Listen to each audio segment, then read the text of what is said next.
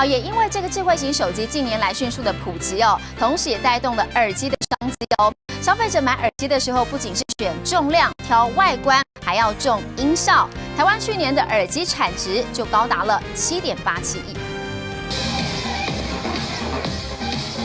漂亮的女生戴着耳机，身体随着节奏摆动。耳机不再只是听音乐的工具，更是品味的象征。对于自己平常穿搭的部分的话，就是能不能搭配得起来，我觉得还蛮重要的。因为耳机它不仅只是说带给我们听觉上面享受，如果它可以跟我们的造型做一个整体的搭配，然后戴起来的时候出去也可以成为一个亮点的话，就非常的好。女生们将耳机视为穿着的一部分，不管是红的、白的或是黑的，有线的、无线的，轻巧的还是厚重的，业者看准了商机。我们发现说，台湾的这些耳机消费者，他们其实现在对于耳机产品有2个需求。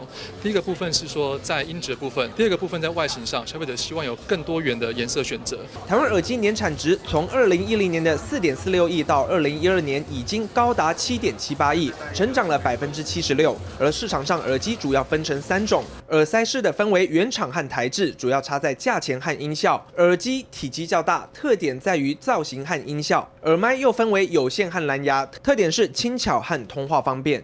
比较年轻一点的，他们会比较喜欢原厂的耳机。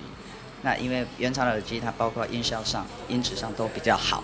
老人家之类的，他们可能会比较喜欢单价便宜一点的台制的耳机。其实蓝牙耳机来讲，很多年纪的族群都会使用。有一些人运动，他可能会选那种双耳的蓝牙耳机。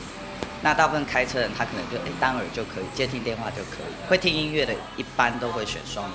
不同族群有不同需求，耳机拜智慧型手机之赐，越来越进化，成为越来越多民众的随身必需品。业者也跟着抢食这块耳机大饼。民视新闻王一仲、郭文海台北报道。